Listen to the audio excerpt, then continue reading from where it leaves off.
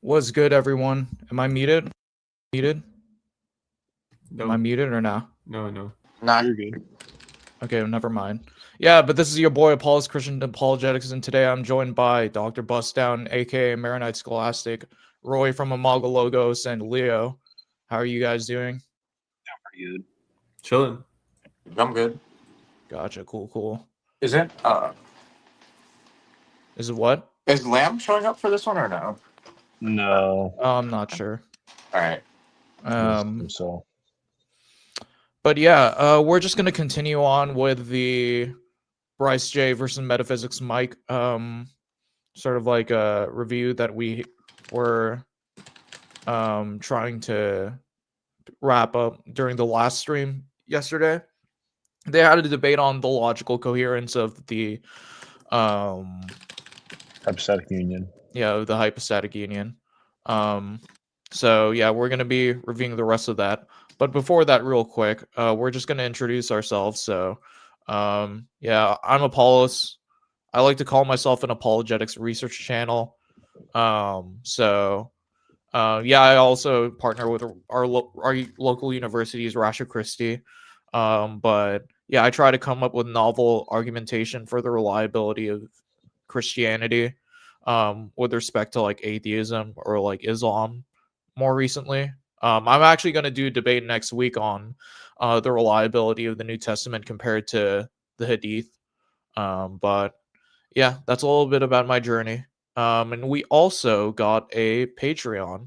So for those of you guys who are interested in keeping the lights going on this entire enterprise, feel free to, donate what little you whatever you guys have.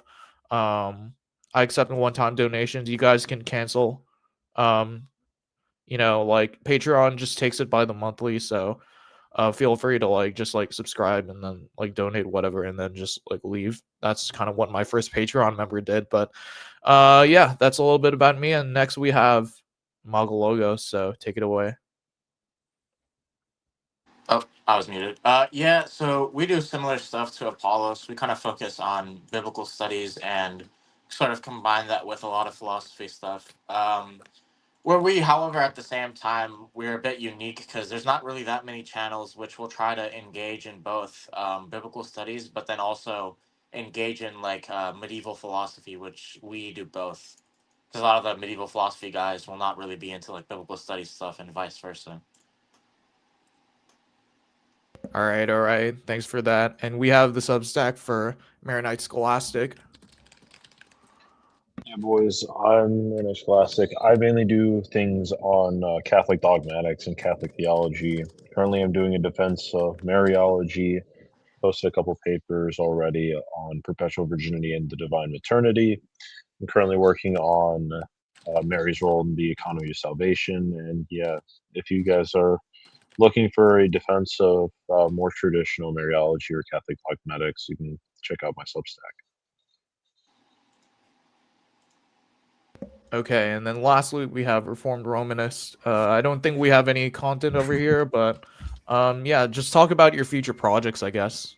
Yeah, so this is a collaborative project I'm going to be working on with one of my friends.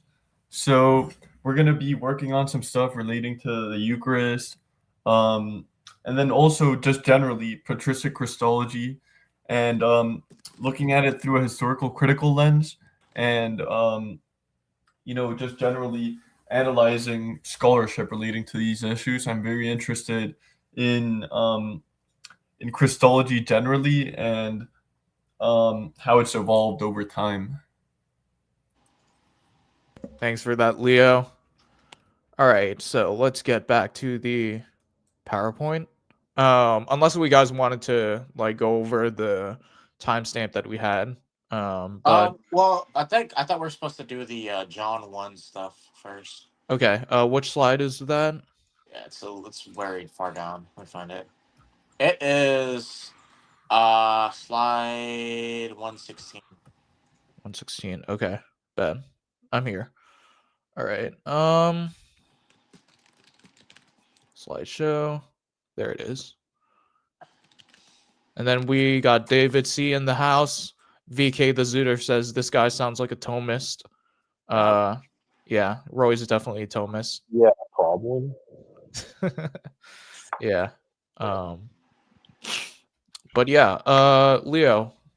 Yeah, take it I'm away. also discerning Thomism for the record. But, Oh, okay. Yeah, it's very important to note that Unitarians get John 1 really wrong. So Mike identifies the Logos with the speech of God, and he doesn't really think it has personhood. But then,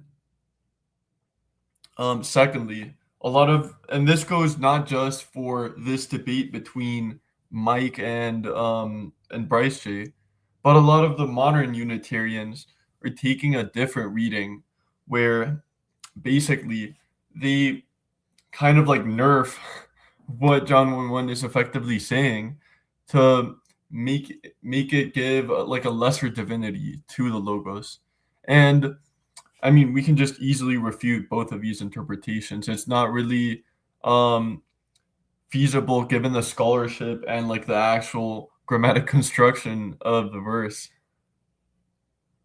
Yeah, it might be useful also to play some of Bryce's stuff on this. Actually, or not Bryce's metaphysics Mike's stuff on this, because he has a really weird interpretation of John 1.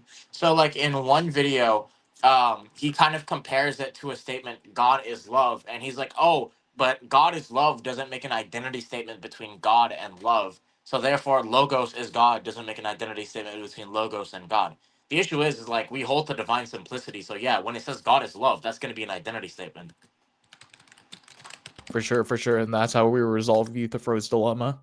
Did we want to play that timestamp? Mm-hmm.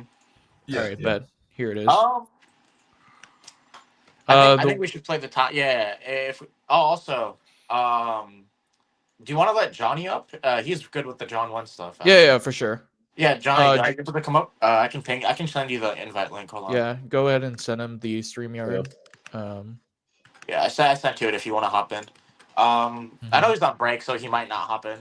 But anyways, let's see what Mike says on this. And there's also another clip that Mike has, which was pretty funny, that he made that example. 2 verses 5 through 8, where it says "en morphe theo huparkon," right? Sorry, my Greek is absolutely horrible. People are going to make fun of me. Very bad. No, you're good, man. No, me too. Don't worry. Where it says being in the form of God, right? First off, huparkon in of itself is a present. It's an active present participle. So, like, would you agree that Jesus, prior to taking on the form of assistant or form of a servant, was subsisting in the form of God? Because huparkon actually means to subsistent. Would you say that?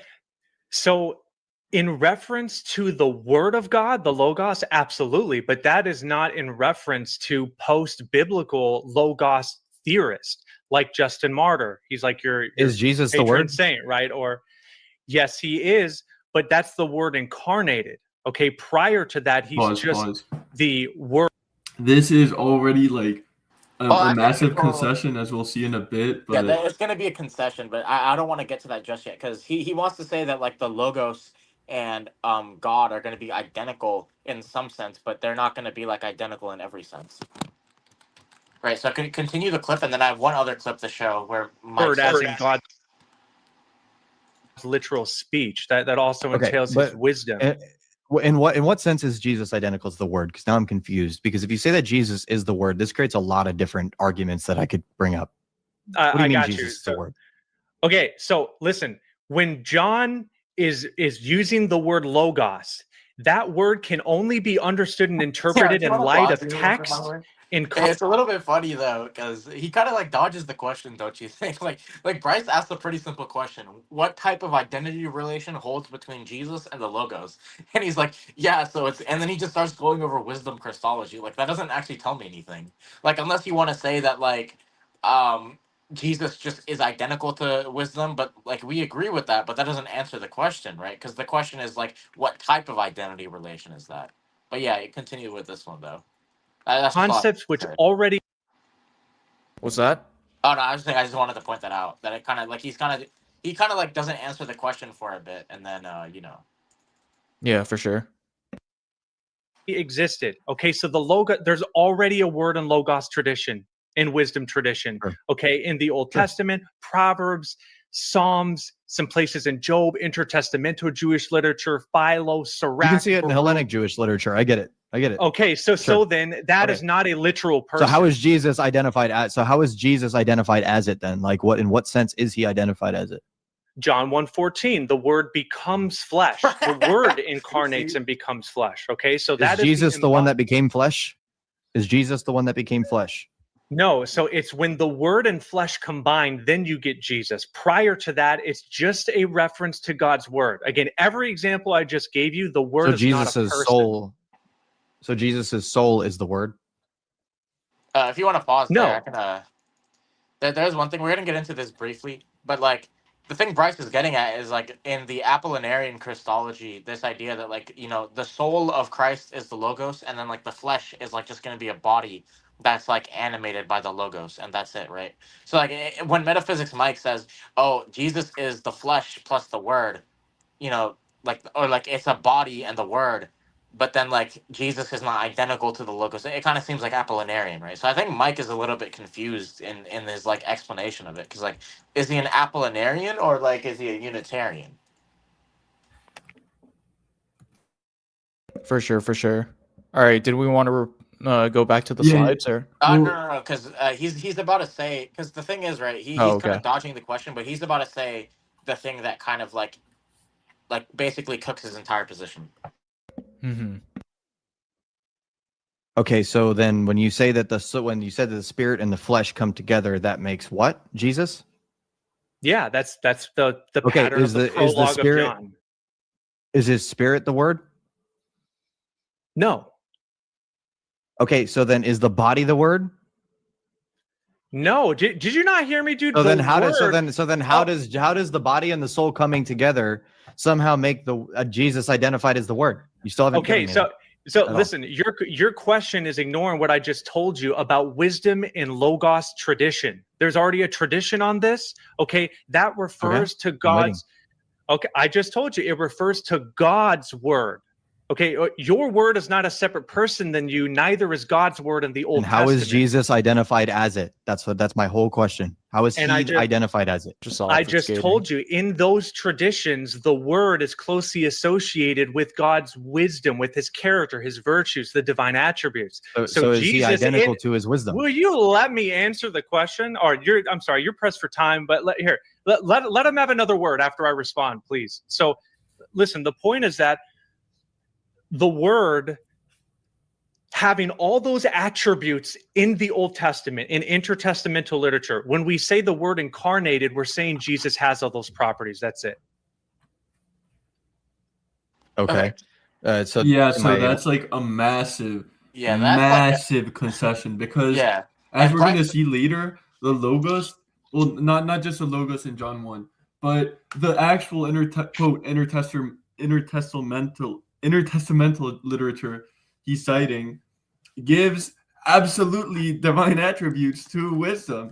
Like if we look at the Wisdom of Solomon, which is one of these very important texts for this wisdom tradition, Wisdom 7 verses 22 to 30 assign pre-existence before all things, assign omnipotence, omniscience, speed beyond any speed, like omnipresence to the wisdom. So if he thinks wisdom's attributes are in Christ, he's effectively making him like this either collapses to polytheism or the Trinity. Yeah. Because he And becomes a pre-existent, omnipotent, omniscient divine being. yeah, if you play the next, and Bryce is gonna point this out. If you play that part, and you're gonna see how Bryce uses it. Well, to just kind of like Yeah, some please. to it or You, what? you can have the last word. That's fine. Okay. Okay, so just one quick question. I'm not going to respond to it. The thing I want to ask is it's just a question. Okay, so you said that it's properties, right? That it's like the properties of the word, and Yeah. that Jesus has these properties. Mm-hmm. That's what makes him the word. Okay, so Jesus Yeah. has the properties of the word, which is God. That's correct. Yeah, he has many properties and attributes you. of God. Absolutely. That's Yeah, all. That's so, all. And Yeah. now we can go to the Stated. slide. So as you can see, right? Yeah. The question Bryce is basically asking is like, you say Jesus is the word. What does that is mean there? Like, does that is like, because the is gonna presumably refer to an identity relation, but like, what type of identity relation is it? And this is going to get into some stuff because like with relative identity, and we're going to see that in a bit, but if you go to the slides, I think we should first like give an overview of John 1:1, right? So like Yeah. to begin, right, as we says, right, Mike is kind of confused here in his like explanation because it seems kind of Apollinarian despite the fact that he wants to be like a Socinian, because like he says it's the word plus the flesh equals Jesus. Does this mean that the word is a proper part of Jesus? How does being a proper part ground identity statements though? Because like my arm isn't myself; it's a proper part of me. So I don't see how that can ground identity statements. He also like alludes to earlier wisdom traditions to explain what the logos in John 1 is. And from what I can tell, right, he kind of thinks that on the basis of prior precedent or prior context, that the logos must be like a impersonal entity, but then at the same time, he wants to say that there's like a form of sameness between the logos of Jesus. I don't really think like this is going to be a consistent model, and we're going to see why. However, like overall, like there's going to be two positions that Unitarians can take. You know, if you want to say the Word is God, either you can deny that the Word is a distinct person from the Father, which is what Mike does, or you can deny that the Word in John 1 is like a capital G God, right? They'll say it's like a lower G God. Now, Mike takes the first, but then like other anti-Trinitarian polemicists like Dan McClellan are going to say the second. Now we're The going to word was refute. divine. Yeah, so we're going to refute both, and we're going to pay like special attention to what like Dan McClellan says in his book on what was it called? What the Bible says so. Bible says so, yeah. Yeah, we have a response to Dan McClellan's stuff in that book, so we decided to just incorporate that response into this slideshow. Yeah, Because for sure. yeah, our plan is to like slowly, like I guess you could say, take out that response, and like slowly integrate it into other videos until we fully responded to that entire book. So, if we first want to give like an overview of John 1, we can first look at what Craig Keener says. Obviously, Craig Keener is going to be a very good scholar, very thorough. So I'm going to put a lot of weight on what he says. Plus, he has some pretty good arguments for it. So to begin, right, he says, in this line, John 1:1c, it becomes clear that although John employs the basic myth of wisdom as the nearest available analogy to communicate his Christology, it proves inadequate. Jesus is not created like wisdom, but is himself fully deity, bursting the traditional categories for the divine wisdom. Not all writers use the title theos in the same way. It was the standard term for any deity in traditional Greek religion, but these deities acted in ways both repulsive to first century Jews and embarrassing to many Greek and Roman thinkers. Now, to pause here, though, and I mentioned this, I don't actually think wisdom is created in Sirach. I think Leo can get into that when we get to that point. And I actually disagree that the wisdom is impersonal in Sirach or in Proverbs. But let's just say, for sake of argument, but the thing is, right, according to Mike, wisdom is impersonal and created. Or, well, I'm not really sure if he thinks it's created. He might think I it's think created. a lot of the, well, specifically more modern or neo-Arians like Jehovah's Witnesses tend to take that view. What I've seen Okay. Dale Tuggy say is it's just a personification like Proverbs 8. Okay. But Yeah, because I know Tuggy takes that view in which it's gonna be eternal but it's not gonna be like a separate person. So it's not gonna really be created, but it's not gonna be a separate person. But I think what Keener's interpretation is gonna be in line with saying that about wisdom. But what he's going to point out is that even though John 1 uses that as an analog, it's not sufficient to explain John's prologue. Because remember, Metaphysics Mike argument, his argument here is just like the prior precedent would make it such that when John 1 uses the term logos, it's going to be using it in like the same way given the prior like way it's used. And so therefore when John 1 describes the logos, it's also going to be impersonal, right? So that's kind of what his argument is. But to respond to that, what Keener says is basically like he concedes that in Proverbs wisdom is impersonal, but we're not going to do that. We're going to get into that a bit. But then he says some Jewish writers, especially those two, like when writers like Philo call Moses a god, Moses remains a distinct from the supreme eternal God to be worshipped, for whom the title is normally reserved. Further, Philo has a text that allows him to accommodate some Hellenistic conception of heroes in an apologetically useful manner. Finally, for all the associations of Moses with the divine in Philo, the language comes short of John's language for Jesus. Jesus appears as God's agent in the fourth gospel, but not just that, like Moses as God's chief agent, Jesus is one greater than Moses, namely the Word itself. In John's claim, Jesus is therefore not merely the ultimate prophet. God in the third line hardly signifies something dramatically different from what the term signified 2 lines preceding it. Even if one presses a distinction on the basis of the anarthrous construction, remember that's going to be the difference between the God and just God. So John 1:1 is going to use, and the word was with the God, ho theos, and then it's going to just have theos like itself without any other article, right? But what Keener points out is that the actual article itself doesn't really matter, right? Because one of the things he's pointing out is like, hey, if you have Jesus as Theos, he's either going to be the one God or he's going to be a different God. Well, since there's one God, he can only be the one God, right? So that's one thing he argues. Now, McClellan, what he argues is like what his point is that no, actually, there's multiple gods or something equivalent to that within the tradition of Judaism at this time.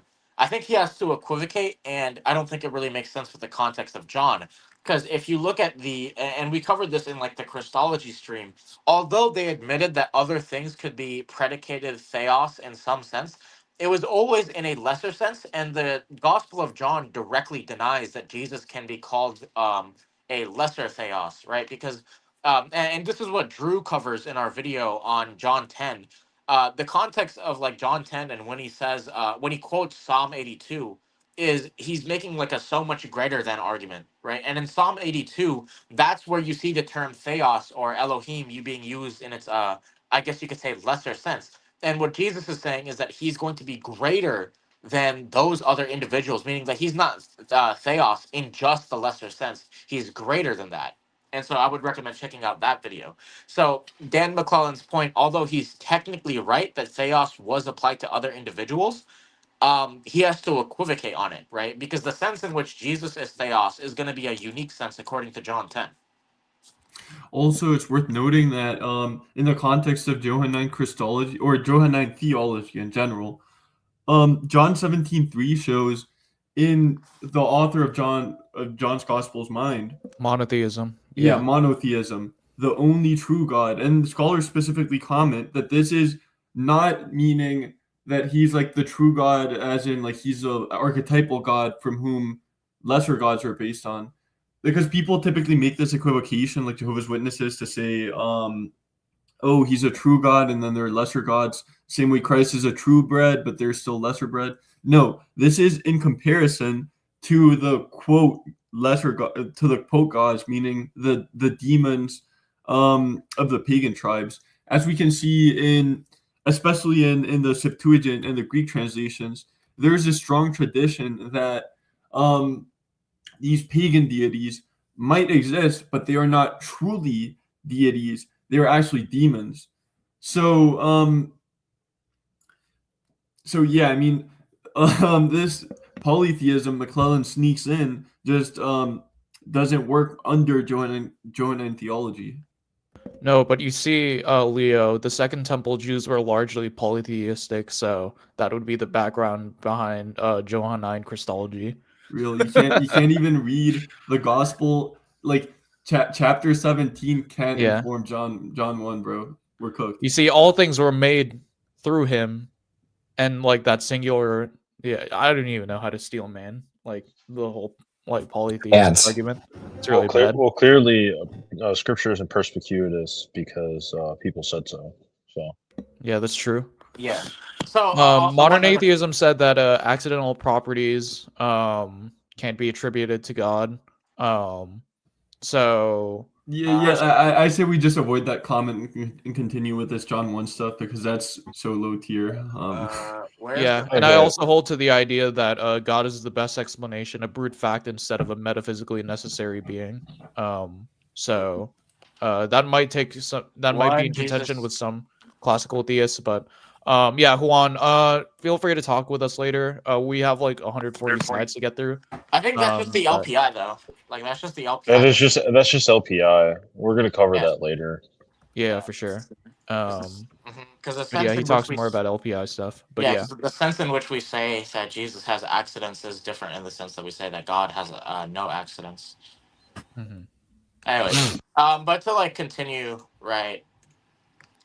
One other thing, right? If you go back to the previous slide, the one where I quoted Keener, Keener seems to think that wisdom is impersonal and created in like Sirach, right? But we're just gonna deny that, and we're gonna see why. As for like the creating, um, actually the wisdom traditions kind of have this weird idea where it says wisdom is created but then also eternal, and that's gonna like be kind of strange because if something is created then it can't be eternal. So what I think is trying like being described is that they're using like improper terms to say that wisdom is like unbegotten, or I'm sorry, begotten, right? Because their idea is like, hey, somehow wisdom is sourced in God but then also is eternal with God. And that's kind of like, that's just going to be the beginning, right? So they want to say created but eternal. And that's going to be their way of describing the beginning in like improper or like, I guess you could say analogical terms, right? So it's only going to be analogical because it directly says wisdom is created. Or I'm sorry, eternal. But if you Also, go, yeah. that only goes specifically for the book of Sirach. Proverbs 8, actually, so this is butchered by people like Jehovah's Witnesses, but the actual word they use there isn't create, but rather begot or possessed. So Okay. what it could possibly mean is either wisdom was begotten before all things, meaning eternal generation, or he already had it with him prior to creation. Hmm.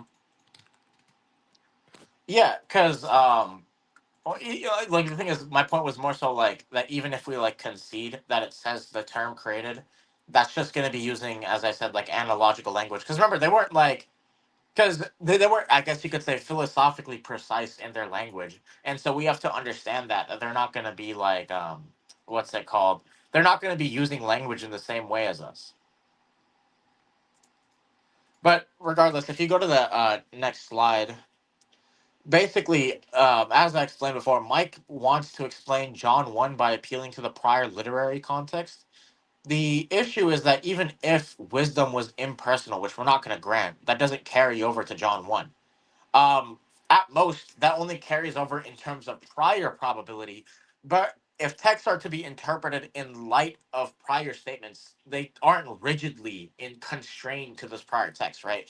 So, like for example, if like some prior probability dictates that I don't know, like I'm Christian, therefore I hold to divine simplicity, but then there's like an explicit statement by me saying that I deny it. You know, that prior probability isn't really going to be like strong enough to like alter the posterior probability such that like the probability that I hold to divine simplicity is higher than it is that I not, right?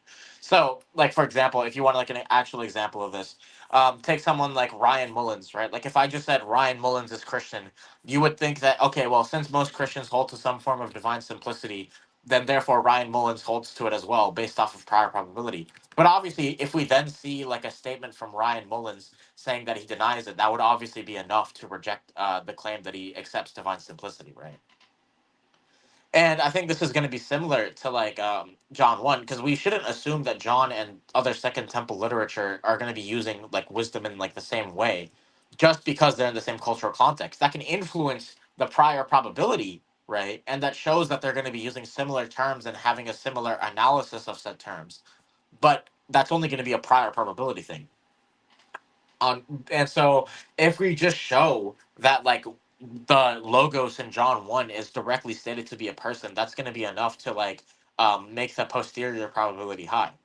And we're going to get into why the logos is a person in a bit. But we can also question, like, what is Mike's justification for taking wisdom as impersonal, right? So he's going to say in Proverbs, wisdom is impersonal. Why? Like, what's going to be the argument for that?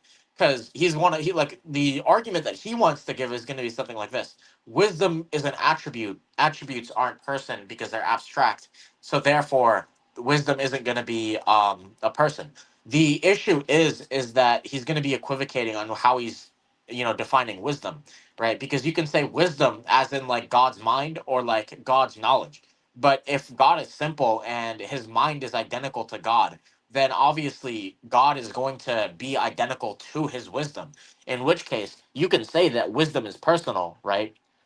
And what that's going to mean is that the argument wisdom is an attribute, so therefore God can't be wisdom, and so therefore wisdom has to be like impersonal, and so the personal pronouns are just metaphorical, is going to fail because like wisdom just is identical to God. God's mind is God, right? So if you take a divine simplicity view, which Mike might want to say that, hey, that's going to be importing philosophy into the text, but we're going to get into why that's not the case, right? With just from textual arguments, because you can use Irenaeus to show that's not true. But regardless, right, if Mike wants to say that wisdom is like an abstract attribute, then like isn't he also importing like outside philosophy into the text to argue that? Because like obviously abstract objects aren't going to be like stated to exist in scripture, right? That's an inference he's making. And so if he on top of that, right, if he wants to make a real distinction between God's essence and his attributes, that's also going to be a philosophical thing that he's importing into the text, and so he's going to have to justify that.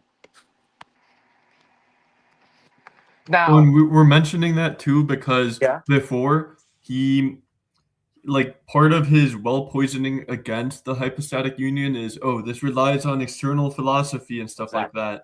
yeah, But his as justification. external said, Mhm.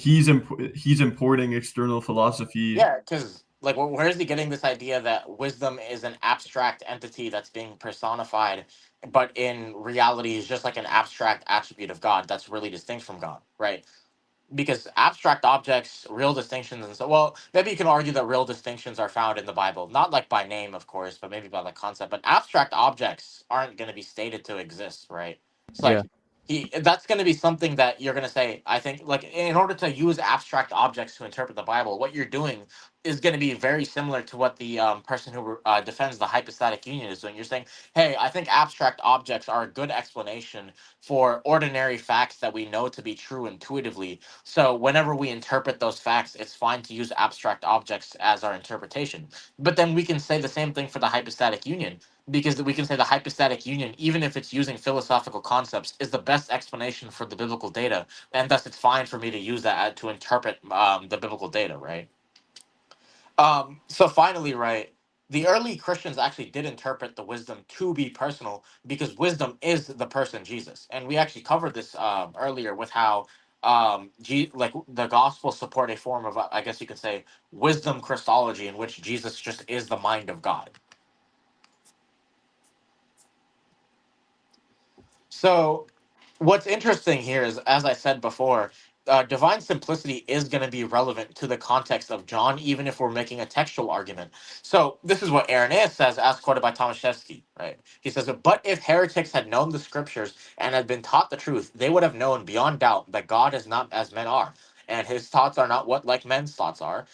And for the Father of all is a vast distance from those affections and passions which operate among men. He is simple, uncompounded being, without diverse members, and altogether like and equal to himself, since he has wholly understanding, holy spirit, and holy thought, and holy intelligence," right? So notice how Irenaeus is supporting a very strong form of divine simplicity. In fact, he says he is wholly reason. Yeah, and he is wholly hearing, and he is wholly seeing, and he is wholly light, and he is the whole source of all that is good, even as the religious and pious are wont to speak concerning God. Notice how Irenaeus supports divine simplicity here. And in fact, he brings up the point about wisdom when he says holy intelligence, holy understanding, and holy thought, right? So he's saying God is identical to his mind. So if the logos or wisdom in Proverbs is like the idea that us interpreting John 1 in light of divine simplicity is like anachronistic, that's not going to hold because of the fact that, as I've said, like I've argued this before, but Irenaeus is going to be in some way like a descendant of the Johannine community. So Irenaeus is going to be directly relevant to our interpretation of Johannine literature. And since Irenaeus supports this view that wisdom is going to be identical to God, it would follow that we can use that to like interpret John 1. Yeah, that's good on the Johannine reception history. I have like a whole video on Irenaeus being like I guess you could say a descendant of John in terms of his thought. Now this is gonna get further into it, right? So what I'm citing here is going to be a dissertation by, I believe it is S.I. Yoon. I forgot the like full name, right? But he wrote a master's thesis, I should say, in 2008, where he just went over the meaning of the term logos in John 1. And he gives a pretty in-depth overview, and he does like a survey of how different people used it, right? And what he concludes is that collectively, people used the term logos to refer to the true one creator, right? And then he says that John, given this context, is using the term logos to say that Jesus is the true one creator. So basically, even if we wanted to use the prior context point, that would actually support us because of the way that logos is used. Because it's used to refer to the one, if you will, right? So that's like kind of like how the ancient Greeks would have thought of it. But then also you can look at a Hebraic origin where you have the term memra of the Lord in the Old Testament, right? Or something similar to that. It's like in the Targums, it's the memra of the Lord. But then in the Old Testament, you also have the word of God that appears. And so what you can say is that in a way, the author of the fourth gospel was kind of using he was using the Old Testament idea where the word of the Lord is this personal thing, right? The word of the Lord is a person in the Old Testament. The wisdom of God is going to be a person in the Old Testament. And what John is doing is he's taking these ideas in Greek philosophy and he's saying he's like correcting them, right? So he's using both the usage of logos in Greek philosophy and in the Old Testament. And he's saying that the Old Testament corrects the Greek philosophy. However, he's still not saying that the Greeks were entirely wrong, because in a way, right, the logos can be used to describe the creator, even or like the one, even in some Greek views. And John is going to say, yeah, that's true. The logos does describe the creator. It's just that this refers to Jesus, right? Or like how someone might say that like the logos is reason. Now, John might agree with that, but he's just going to say reason is personal. And then if you go to the next question, the next slide, right? So this is another thing Yoon brings up. He actually looks at just the meaning of the preposition used. And what he's going to conclude is the preposition requires some form of a real distinction between the subjects, right? So if there's a real distinction between the logos and God, then that's going to be an issue because what Metaphysics Mike wants to say is that God's wisdom, like the thing is, right, if he wants to say that logos is just another term to describe God's wisdom, right? But how does that work with saying that there's a real distinction between the logos and God, right? Now, for us, what we're going to say is that there's a relative distinction between the logos considered relatively as the Son and the logos considered relatively as the Father, if you want to say that, right? So God's mind considered as paternity is going to be distinct from God's mind considered relatively as filiation. So we have a model that can account for that and that can interpret that. But how does Metaphysics Mike interpret that? Like, because remember, we do not want to sacrifice divine simplicity here because of the context given the Johannine community stuff that I mentioned earlier. And so this is going to be relevant, right? Because the only way I can see Mike can get out of this without introducing relative distinctions into God. Remember, if he wants to introduce relative distinctions into God, then he's going to have to concede some form of Trinitarianism, right? So the only way for Mike to get around this would be to actually introduce like an absolute distinction. But the issue is that's going to sacrifice divine simplicity because then he's going to be distinguishing between God's attributes considered absolutely. And furthermore, real distinctions in God are only going to be relative, not absolute. Absolute distinctions would entail composition. So the subjects referred to logos and God must be distinguished by relation. God's wisdom and God, considered absolutely, are not distinguished by relation, as they are not really distinct at all. Under a Trinitarian model, however, the logos refers to the Son and thus can have the relation of sonship toward the Father and thus is really distinct from the Father. In other words, our model of Trinitarian theology can make sense of how John 1 explicates both unity between God and the Logos and yet distinction between God and the Logos. Because the unity is going to be in terms of absolute being, the distinction is going to be relative. Now, furthermore, this is once again from Yoon's thesis. He says the logos is given like the term creator, and obviously, like how can a creator be impersonal? I don't really see how that makes sense. How can the creator of the world be impersonal? Obviously, if we're going to be theists, then the creator of the world is going to be personal. Like that's the thing that distinguishes theism from like let's say some form of deism or something like that is that or I guess under deism the creator can be personal, so maybe like under a form of like neoplatonism or something like that, the thing which distinguishes us from them is that we say the creator is personal, or yeah, so the creator is personal. So if Jesus or if the logos is the creator and John is going to be a theist, then obviously John is going to think that the logos is personal. And also, this would attribute deity to the word, because obviously God is going to be the creator. So if the logos is the creator, and if there are not two creators, then the logos and God must be the same creator.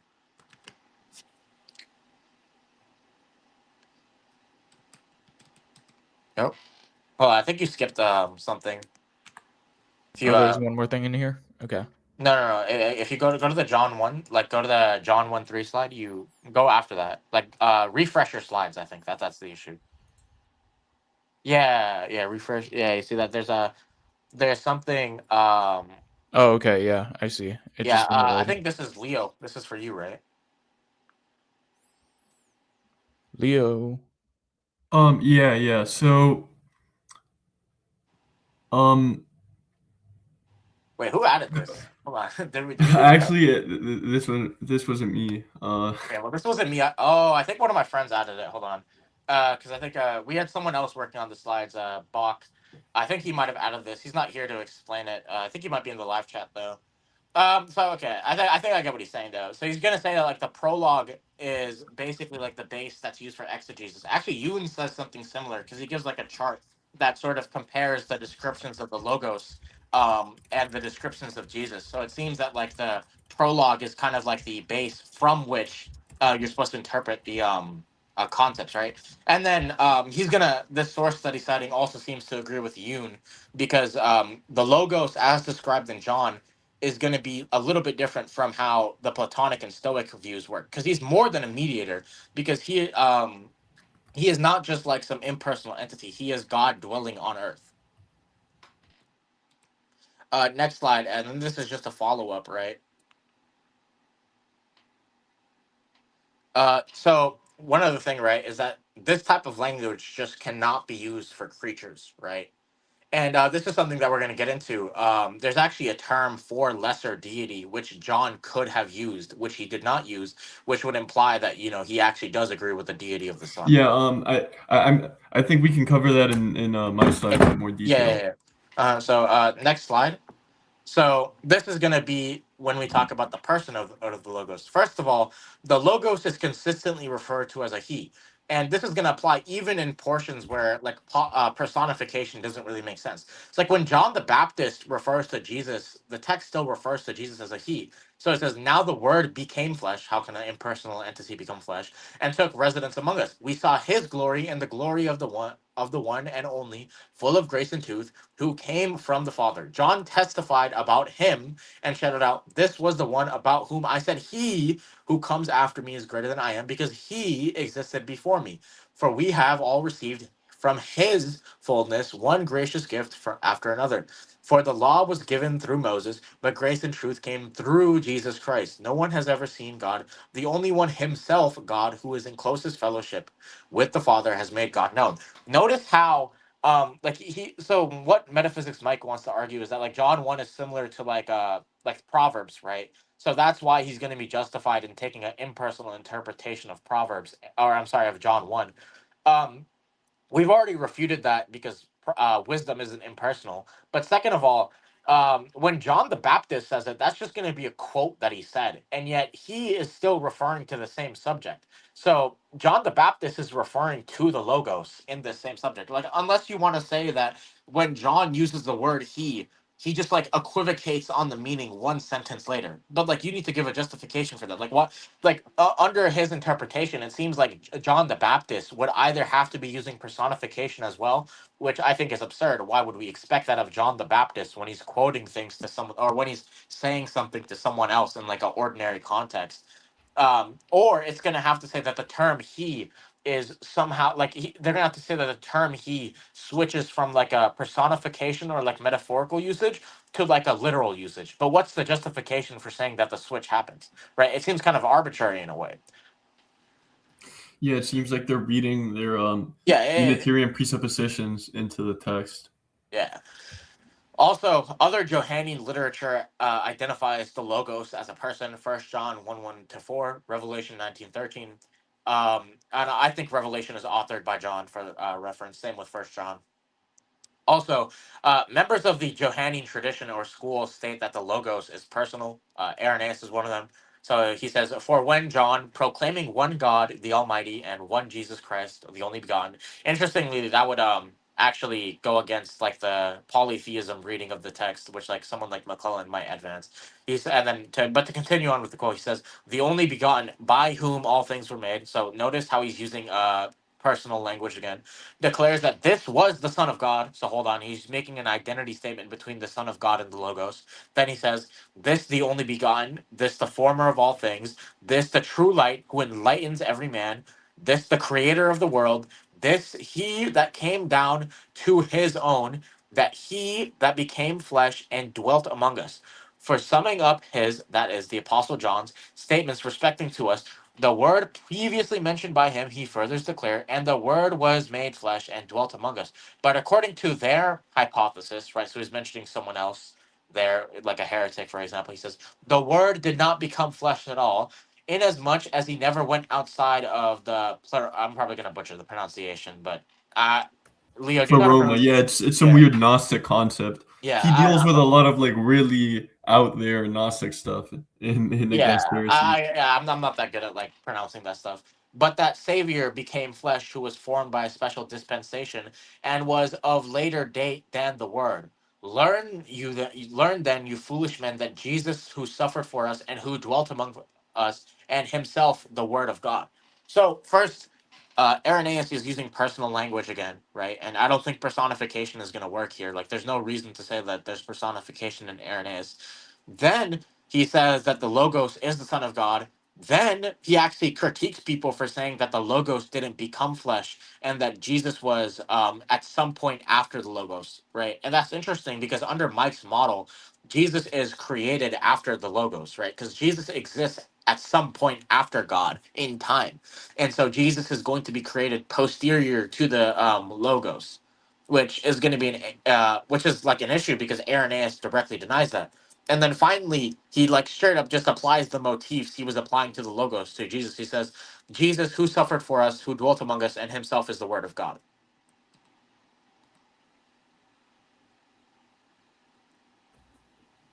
Yeah, next slide, by the way.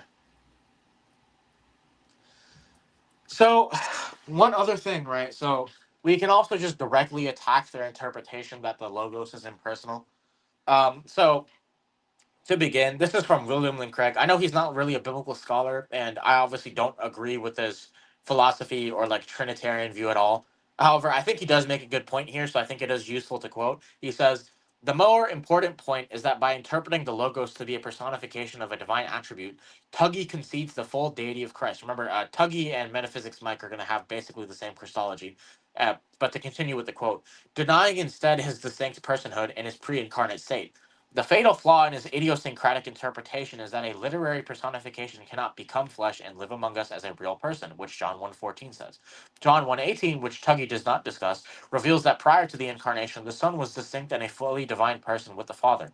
Similarly, the talk of the glory that I had in your presence before the world existence, and of the glory which you have given to me because you loved me before the foundation of the world, makes little sense with respect to literary personification.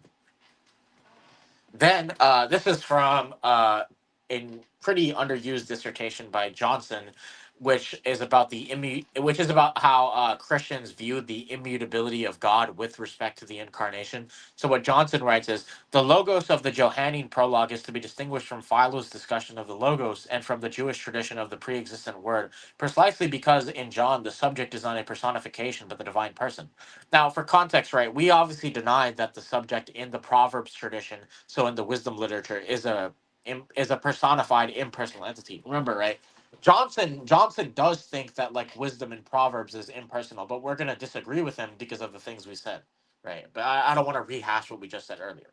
Regardless, to return to the quote, what he points out is that John 1 says, he became flesh and tented among us. And what he points out is that this is actually similar to how Yahweh dwelt in the camp in the wilderness, right? So it's using personal language for the logos. Then he says, from the introductory statements of his gospels, then, John presents Jesus Christ, the Word, as a divine person whose existence transcends time, and yet as one who was manifest in the course of human history. Now, obviously, right, I disagree with both of their presuppositions. With Craig, I don't like how he models his view of the Trinity. Um, with Johnson, I disagree with him when he says that the logos in wisdom literature or wisdom in wisdom literature is impersonal. I think it is personal. All right. So now we can get into sort of McClellan's point. Yeah, but to explain, right? So as I said before, McClellan thinks that like the logos is kind of like like divine, but not like kind of, I guess you could say he's not like divine. well, he wants to hold to image Christology, in which you can say Jesus is Yahweh in like some sense, but like this is going to be like a lesser sense, if you will, right? So he wants to say that like Jesus is divine, but then Yahweh doesn't exhaust the category of divine, right? So he wants to say that. Now, obviously, I already brought up the point about how John directly refutes this because like he says that Jesus is not a lesser theos or lesser Elohim, but instead is greater than that. But we're going to go through like a survey of scholars and see, because remember, Dan likes to bring up consensus a lot, so I think that's going to be important. Yeah, we don't do that. The way McClellan talks about this is he makes it seem as if every single scholar takes his view, and you're basically like some fundamentalist coping if you take the traditional reading. However, he always just forgets, like, funny enough, he forgets to mention that this is like a very, very minority reading of John 1:1 and John 1:18 too. You So we mean can go to the history next is the slide. minority reading, right? Because Yeah. So, before, just to give a summary, right? John 1:1c, meaning the third clause within that verse, says, "And the word was theos." Now, there are different things that could mean, and as we can see, Bill Mounds here interprets it as qualitative, same as McClellan. Now, this is not really a problem for the Trinitarian view, because in the Trinitarian view, that's true. All three persons are divine. However, based on the like Mount states, based on the grammatical construction of that verse, it seems as though he was theos by nature from eternity. Now we can go to the next slide. So the way Schnackenberg interprets this is also a traditional reading, and he's one of the foremost Johannine scholars from the last century, and still very much authoritative within academia. So Like Schnackenberg notes, this logos is not just, or well, just to quote him specifically, he says, "But this word is more than the utterance of God at the dawn of creation. It is a personal word which became flesh at a given time in history. Jesus Christ, whose existence is here traced back to before the world, Jesus Christ, whose existence is here traced back to before the world to the divine eternity." And then basically, as for the grammatic reading,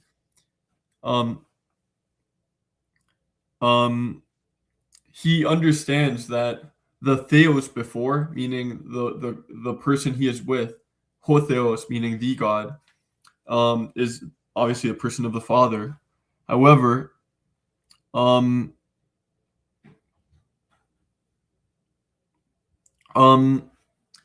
theos there, qualitatively applied to the logos, is not applying some abstract divinity.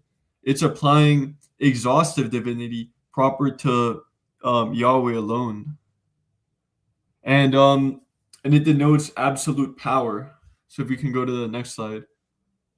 The Reverend Dr. Raymond G. Brown has a really good reading and understanding of this. He's one of the most important Johannine scholars, again, like probably the most important Johannine scholar of the last 100 years. And he takes the traditional reading, and like he notes, theos there is predicative, but you can't just translate it as "and the word was divine," because that's too weak. There's already a word for divine, and it's theos, yet the author deliberately chose not to use it. So he's not talking about some weird abstract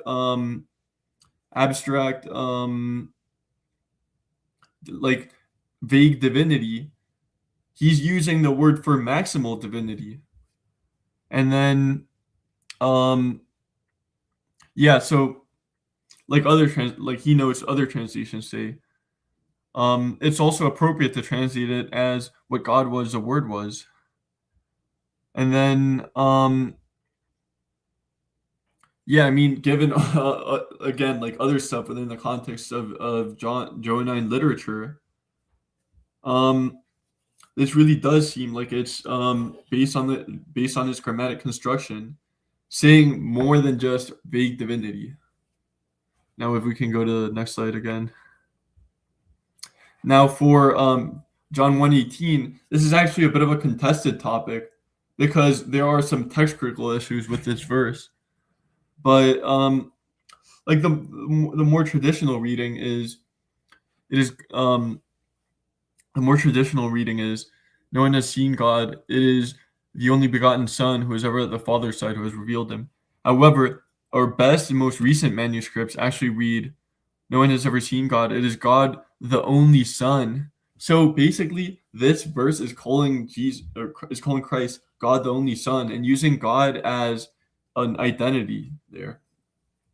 So we have the first verse, which identifies him as God by predication, meaning qualities, and then this verse identifies him through identity. Now there are some other translations, but both identify this as a very maximalist statement, Christologically speaking. Now if we can go to the next verse. So I think Hardner's analysis is the best one just to fully understand the topic. And basically, there are 4 different ways to say whatever he could possibly be saying here. So with the first one, you would have the logos was the God, or ho logos in ho theos, which would mean so the first one would mean the logos was the God. The second one would mean the logos was God. The third one would mean the logos was God. The fourth one would actually be the way Jehovah's Witnesses read it, which is logos was a God, meaning a little g God, or some other one. And then the last one is what I mentioned before, the word theos, which is actually the adjective meaning qualitatively divine, right? Now, if we can go to the next slide. clause A would just collapse into modalism. If you have in the beginning was a word, and the word was with the God, hotheos, and the word was the God, hotheos, you'd have them. You would have it equate the God he's with himself, so it would collapse to modalism, and it wouldn't really make sense because how can you be towards yourself? It doesn't really make much sense. Now, clause D, like I mentioned before, is the Jehovah's Witness reading, but that's not what it actually says. That's a different grammatic construction, and it's very unlikely based on just just the normal means of reading Greek. And clause E and D would be very similar. And they only differ very slightly. Now, it's important. Oh yeah, and it's important to note too. I forgot to mention that there is only one critical commentary, which takes Dan's reading, and it's Hermeneia. It's about as old as the other commentaries we're using. So it was written in 1987, and that's Dan's only source. It makes his only argument there. Now, if John was really trying to communicate a lesser divinity, he could have used E or D, but he chose not to, and that's very much important. So, as he notes, as John has spoken in terms of relationship and differentiation between ho logos and ho theos, he would imply in B or C that they share the same nature as belonging to the reality theos. Clauses B and C are identical in meaning but differ slightly in emphasis. C would mean that the logos, rather than something else, had the nature of theos, while B means that the logos had the nature of theos rather than something else. In this clause, the form John actually uses, the word theos is placed at the beginning for emphasis. So this is actually pretty important too, because if he has the nature of theos instead of something else, he doesn't have the nature of being a created being like McClellan implies, or being like this lesser divine name bearer. He has a nature of theos as opposed to some other nature he could have. Now, I think this is a really important point. What you're saying is that in the original Greek, it's not that the word was God, but God was the word. No. So, no. Okay. He's not the person he is with, the hotheos God he is with, but he is identified qualitatively with the same nature or adjective or like qualities of the person he is with. They both have that same kind of like maximal divinity.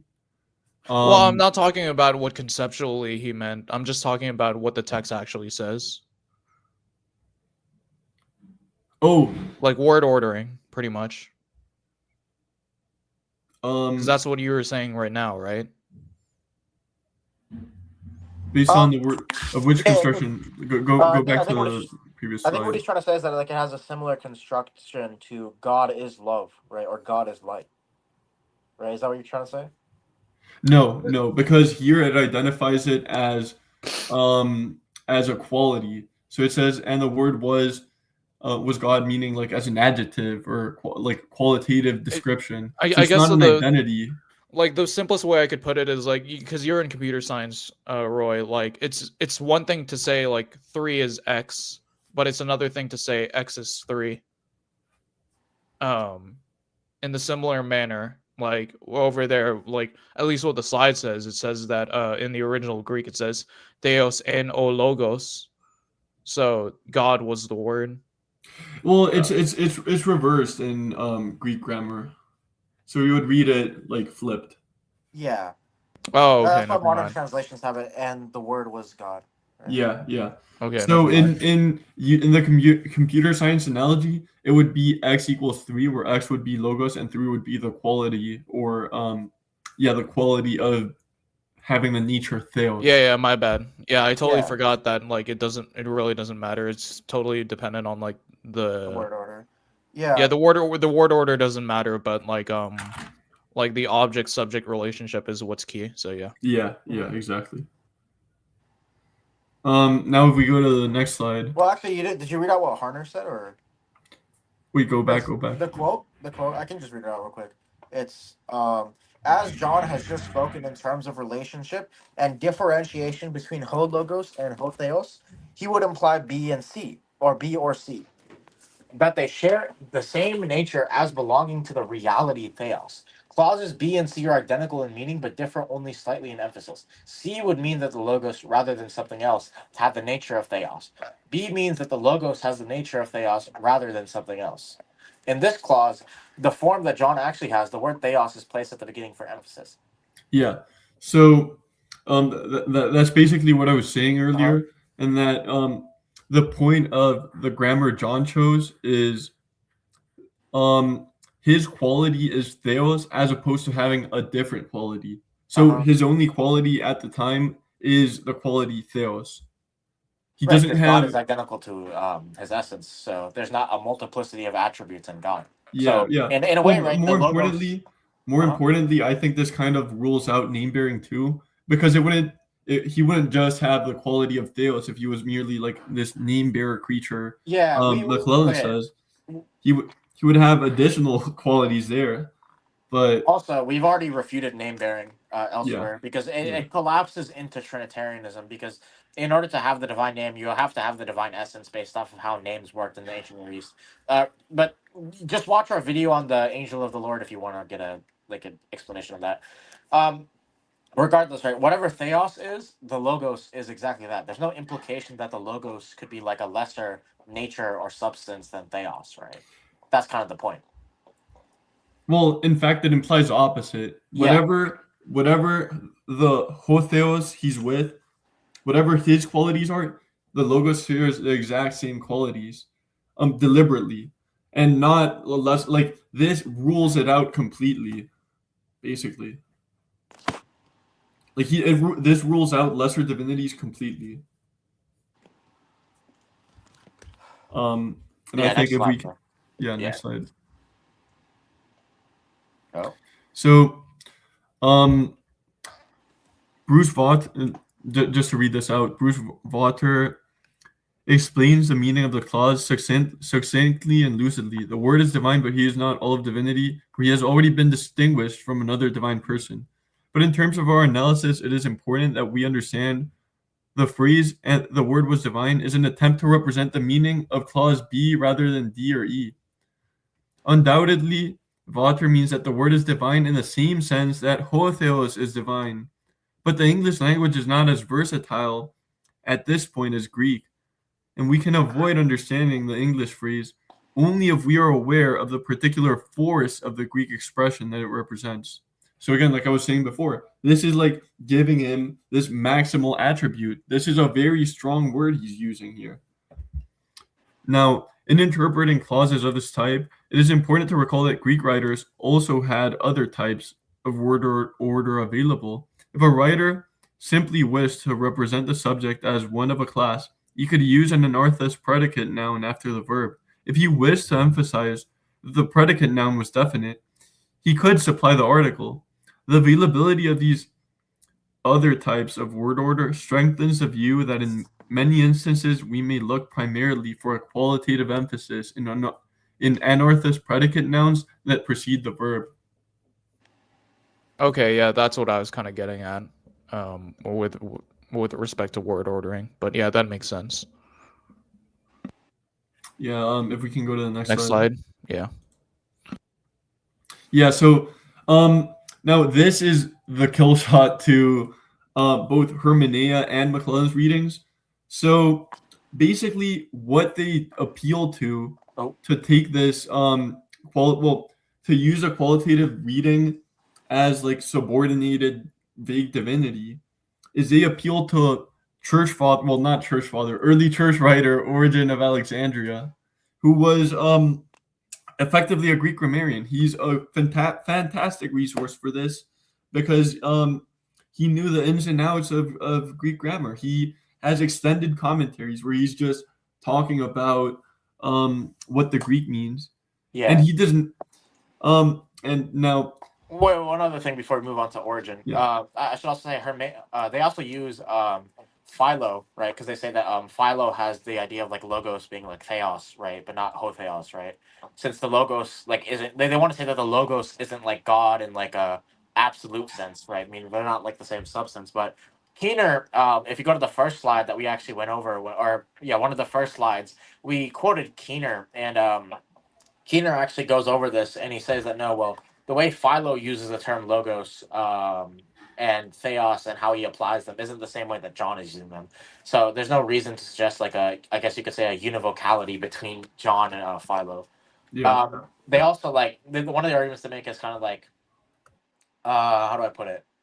Like they use the divine translation basically, right? And they use origin as we said, right?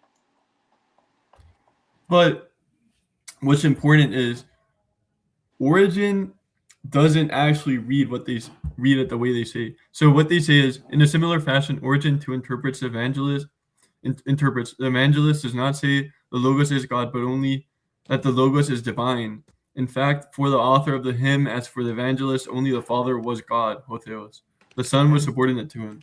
That's not what he says. So, if we actually read what he says, or they deny that the divinity of the Son and make his individual nature and essence as an individual to be different than the Father. So he explicitly affirms that the individual nature or essence of the Son is the same as that of the Father based on this verse. And then he says, their problem can be resolved in this way. We must say to them that at one time God with the article is very God, meaning true God. Therefore also the Savior in his prayer to the Father, that we may know you, the only true God. On the other hand, everything besides the very God, which is made God by participation in his divinity, would more properly not be said to be the God, but God. Now, if you can go to the next slide. Also, one more thing, Bunner, if that's how you pronounce his name, he actually denies that like Philo's logos is close to like the Johannine one. Yeah, there's And we cited him earlier, remember? Yeah, there's a lot of stuff showing that well, at the very least, John doesn't depend on it. They might have like a common origin in terms of Jewish tradition, but it's not dependent. So just to continue with origin here, his understanding is that because the Logos is God, you can call him God the Word. So he says, because of this, we must set forth this explanation in addition to the difference, which has already been explained in relation to which we declared that God the Word is a minister of deity to all the other. So he calls him God the Word based on this. And I think what Origen understands is this is merely the identity and predication distinction. It adds nothing new to the discussion. Origen here just says what we've all been thinking, which would be like as an example, you could say just to like change the grammar around with something else. You could say in the house was Jake, and Jake was with the man, and Jake was man. So this is basically what John 1 is saying, except if you replace in the beginning with house, Jake, or logos with Jake, and hotheos with the man. So basically in this sentence, Jake would be man by predication, meaning he possesses human nature, but he's not the man he's with. So Origen is very specific. The Logos is God the same way the God is God, except for being the source of divinity. The Logos is a mediator of divinity in his Christology. And he does not interpret the statement as implying any subordinate form of divinity like McClellan and Hermeneia. Now, if we can go to the next slide. St. Irenaeus of Lyons is actually a very important witness to this because, again, like Roy said earlier, he's a part of the Johannine community, so he's actually like a straight up historical witness to the meaning of this. But on top of that, he's a great native Greek speaker, and he interprets it the traditional way. So in Against Heresies, Book 4, He says, "For that was the beginning, and the Logos was God, just so, since what is born of God is God." So he doesn't think there's any difference and any subordination implied by it. He says, "Oh, what is born of God is God." And then he says, well, for the Greek, it says, "For so too was the beginning, and the word was God consistently, for what is begotten but from God is God." Just to like look at a retranslation I had. And like scholars note, Irenaeus is not a subordinationist at all. Like Jackson Lashier, who's a leading Irenaeus scholar, notes, notably, the logic of the mediation of the Logos in creation does not force Irenaeus to posit a diminished divinity of the Logos in relation to God. In fact, given Irenaeus' understanding of God, his participation in creation suggests the Logos' full and equal divinity with God. So he reads this the most, like the strongest possible way you could read it. And he's a native Greek speaker. I think just purely on like an epistemic basis, I think we can trust Irenaeus more than McClellan in the 21st century or Herminea in 1987. People have been consistently reading this the same way for a reason. This is just what it means, and there is no implication of subordinationism. And then finally, just to add something about the nuance of the way McClellan will translate it. More recently, he translates it as "and the word was divine," which obviously we already debunked. But another way he translated it before was "and the word was deity." So the problem with such a translation is you can't use a different word for the God and whatever quality you're assigning to the Logos, because that's a nuance that's not present in the Greek, and it introduces a distinction which is again not present in the Greek. This leads to a softening of what it's saying, which is completely improper to which is completely improper and disloyal to the Greek construction. There is no distinction between the word they use for hotheos and equality. So like I said in my other slide, it would be like saying Jake was with the man and Jake was man. It's the same word for a reason. So this one is something that I wrote down, actually, this slide right here. So one other thing I should point out is that one of the biggest reasons why people take a view that this is a lesser deity being described in John 1 is they're going to say, actually, the term theos doesn't have an article in front of it, right? Meaning that it's divine in a weaker sense.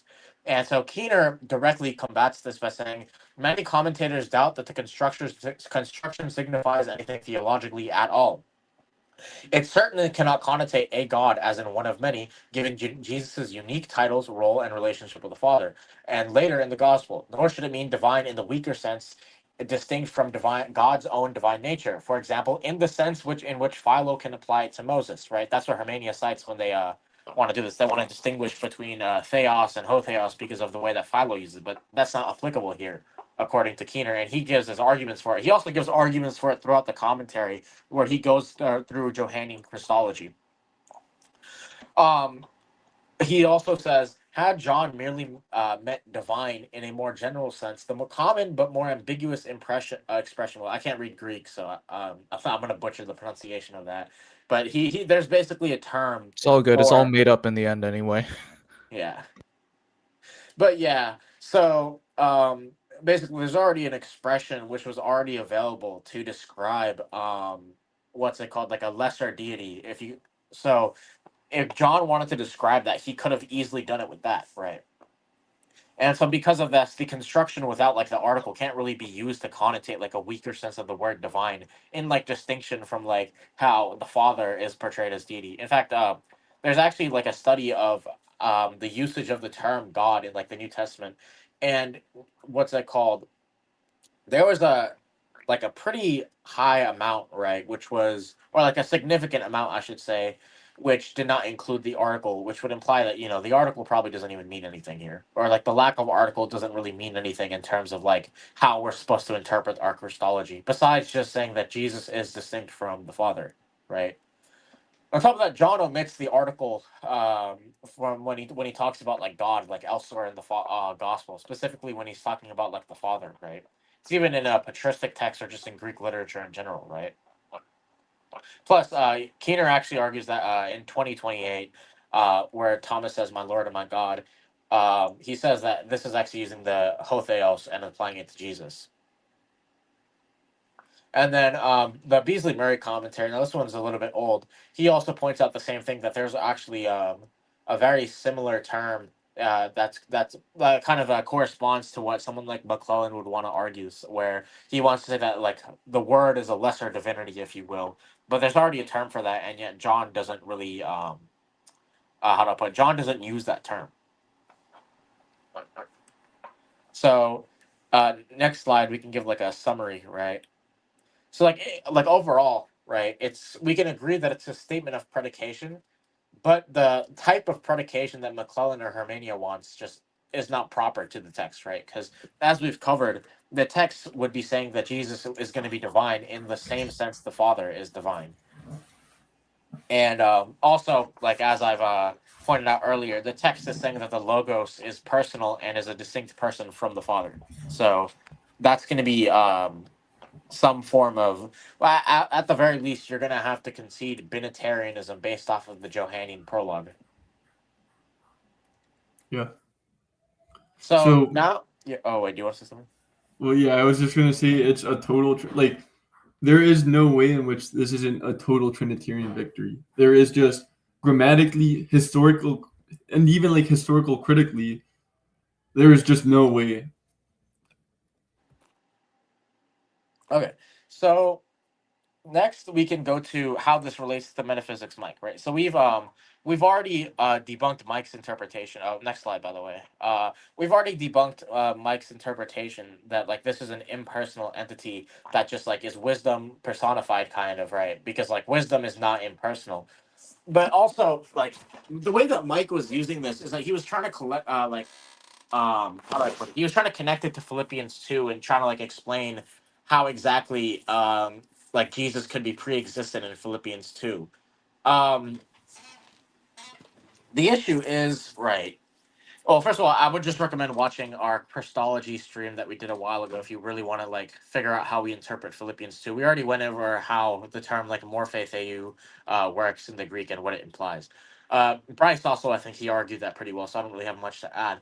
But like one of the arguments that metaphysics makes is like he says that like like the morphe theou doesn't imply ontological essence, but it's a little bit like that's kind of a confusing like phrase, because the term ontological in that in like the construction ontological essence, supposedly the term ontological is going to be modifying essence, but how does ontological modify the meaning of essence, right? Like is there such a thing as like a non-ontological essence?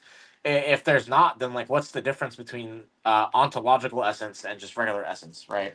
And the reason why I bring this up is that when like Bryce brings up a very like simple term such as type or token, Mike basically says, "Oh, well, you're just bringing up technical terms to like like confuse the discussion, right?" He's saying that, "Oh, Bryce is just basically like gibberating, if you will." Obvious issue, right, is that we can say the same thing about Mike, because like what does the term ontological essence mean? Like he's just bringing up confused terms which have no meaning and just confuse the discussion. But he also wants to claim that like because Luke says that, or if I remember correctly, he points to the Gospels and how they say Jesus appeared in a new form to the disciples after his resurrection because of the glorified body. He wants to say that, okay, well, therefore, form can't mean nature. Two things. Form meaning nature in Philippians doesn't mean that it's going to mean nature in Luke. Like, there's no reason to assume univocality between how biblical authors use terms, right? They're going to be similar, right? Because they're in a similar cultural context, but they can, of course, be different.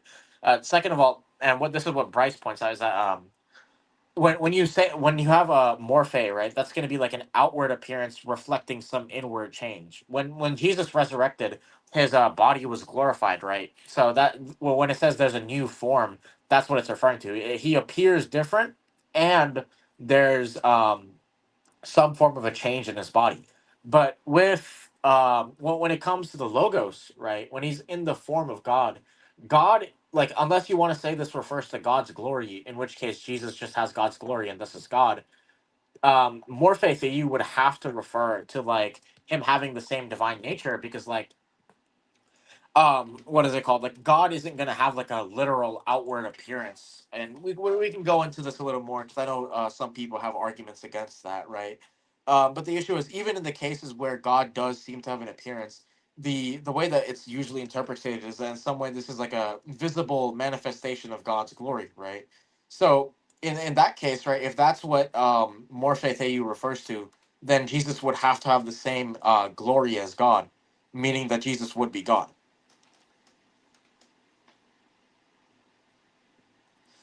Secondly, right, I feel like Mike's Christology is somewhat like Nestorian, either that or Apollinarian, because Mike says like he says Jesus is the Word plus the flesh. Like, is the Word, like he's kind of saying that the Word is like a proper part of Jesus, right? So is the Logos like a subsistent individual prior to the union? Well, no, it seems no. Okay, what about posterior to it? It seems kind of yes. So like, does the Logos like become personalized? Like, how exactly does that work? Like, it's a little bit confusing as to what Mike's model is, because he wants to take a Socinian view, but then he also seems to be taking this weird Apollinarian view. But then also, like, what is the relation between the logos and like God? Like, is the relation going to be one of like proper parthood? Is it identity? Like, what exactly is going on there? Because for us, right, we've explained why the logos, the relation that it has between the divine essence is going to be one of is going to be one of identity, specifically real identity. This is something that Lamb brought up, though. He says that like Mike also contradicts his original claim like 30 to 60 seconds prior, where Jesus seems to be the subject identical to the Word, but then, then he also says Jesus equals Word plus flesh. Like, is the Word identical to Jesus, or is the Word a proper part of Jesus? Like that seems to be a little weird. Now we can get to the interesting part philosophically.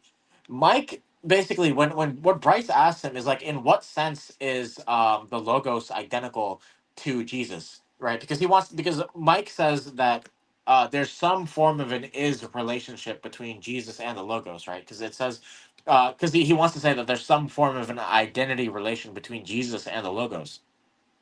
And so what Bryce was trying to figure out is like, well, what type of identity relation is that, right? So in what sense is that identity relation? But the way that Mike answers is that he seems to think that there's like a similarity in properties, or like some indiscernibility in properties, which basically grounds or like requires an identity relation between the two. So indiscernibility literally just means like you can't differentiate a property between the two things. So if X and Y are indiscernible, then there's like then relative to some set of properties, every property that X has is held by Y, right? So what Mike seems to be saying is that the logos is indiscernible to Jesus in like a qualified respect, meaning that even if they're not indiscernible like absolutely, they're indiscernible like qualified to like a specific set of properties. But the issue is, right, is that and we're gonna get into this later. He seems to be conceding like relative identity, right? Because there's other like two options. Either A, Jesus is identical to the logos, where the indiscernibility between Jesus and the logos is absolute, meaning that they're absolutely identical, meaning they share all properties. Well, then in which case Jesus is just going to be identical to the logos, and we've already shown that that the logos just is God, in which case Jesus is going to also be God, because obviously the logos and Jesus are going to share the same properties, right? But that's obviously going to be contradictory to Mike's view, meaning that Jesus and the logos they're not going to be absolutely identical, but instead the identity relation is just going to involve an indiscernibility relative to a specific set of predicates. But if you do that, if it's relative to a specific set of predicates, then at that point you're just conceding relative identity or something similar to it. And that's going to be important because because Mike basically wants to argue that like I guess you could say relative identity is problematic when applied to the Trinity. But if he's conceding relative identity himself, then that's going to be a problem. Yeah, for So sure. And Koopa says, can Philippians 2 be taken to mean that God was made up of the same stuff spirit as God?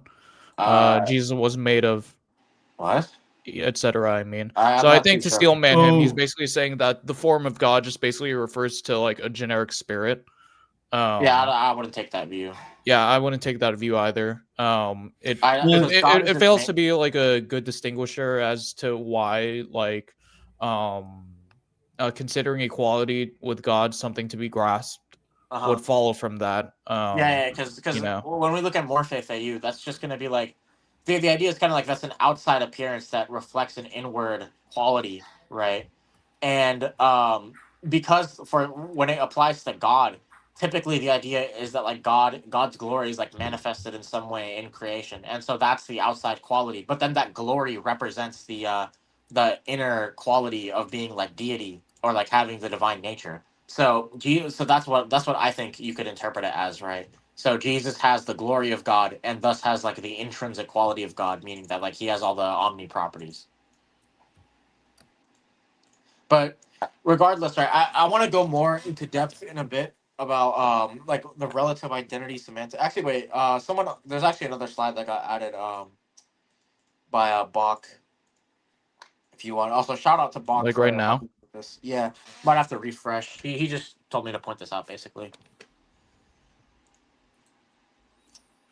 Next slide after that, yeah. Okay. So he basically points out that like already noted by earlier commentators such as Lightfoot and the Legacy Series, there's a parallels between Philippians 2 and John 1, specifically like with 2:6 and John 1:15, right? Interestingly, right, it's also like universally considered as teaching some form of a pre-existence of Christ. And also like with John 1, you have something similar. And then he gives like a list of commentaries to like show the consensus. So when it if you go to the next slide though, we can what we're about to cover though is going to be somewhat like technical and philosophical, right? But the issue is like Mike also brings this stuff up when he talks about like logic and identity, so clearly he has no issues with it. Plus his name is literally Metaphysics Mike, so it's perfectly fine for me to critique him on logical or metaphysical grounds rather than just textual.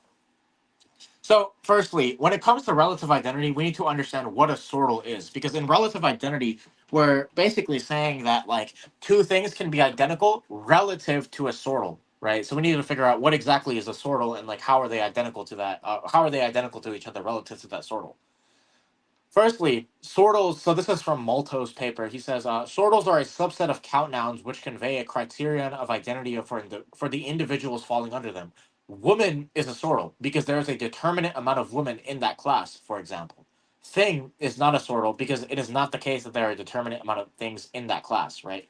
So, for example, let's say you have like a box and you want to count how many things are in this box. Well, it would depend on what sortal thing is going to be like taking the place of, right? So, for example, if you say, here's a box of red balls and you count three things, right? But then if I say, here's a box of atoms and you decide to count over like a billion, right? The, in that case, the box itself could be the same and it could actually contain like the same matter. But the reason why we're counting the number of things differently is because the context makes the sortal that we're counting by different, right? So when we're counting things in the first example, it's kind of like the term thing sort of like assumes the place of the sortal ball or red ball. But then in the second example, it assumes the place of atom. So that's why in the first example you would count like three, but then in the second you would count over a billion. So basically, to sum it up, a sortal can just be considered a term that can be counted or a count noun. So something like man, dog, sheep, or I don't know about sheep, but like let's just say man, dog. Well, I guess sheep can't be counted, but it doesn't really make sense Yeah, to it's say. weird because it's So, both singular and plural. yeah, you get what I Yeah. mean though. Like it's a count noun that's that can just be like that has like a criterion of individuation, right? So it's gonna have a determinate amount of things, right? So man, dog, woman, horse, God, right? So those are all gonna be terms that can be counted. So that's all a sortal really is.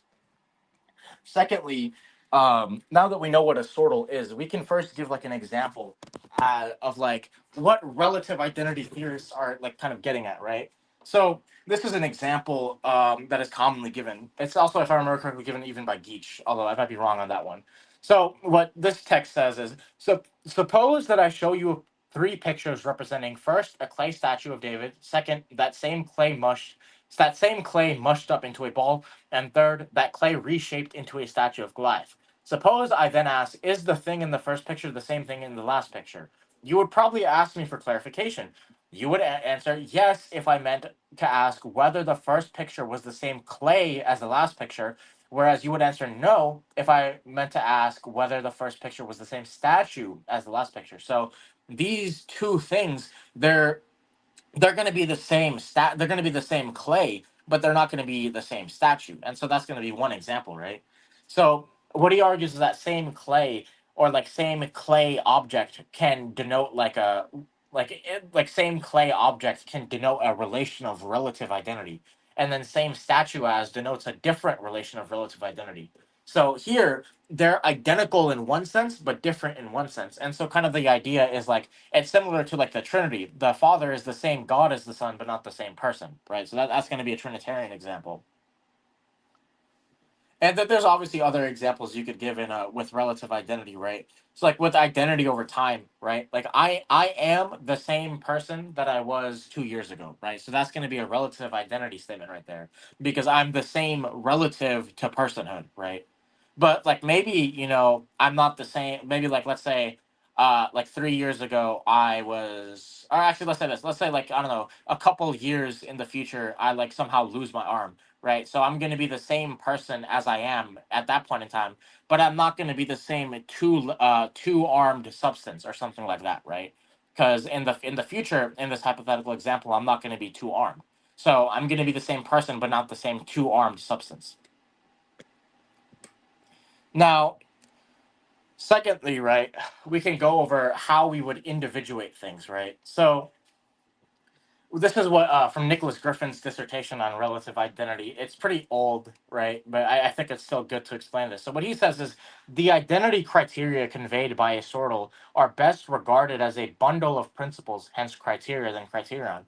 One such principle must clearly be relational.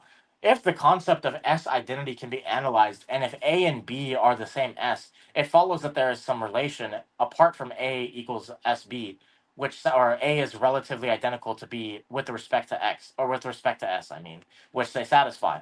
Even within the framework of absolute identity theory, quite a lot of work has been done formulating such a relational principles for different categories of items. For example, the material body, for example, for material bodies, the relation of spatial temporal continuity is often proposed.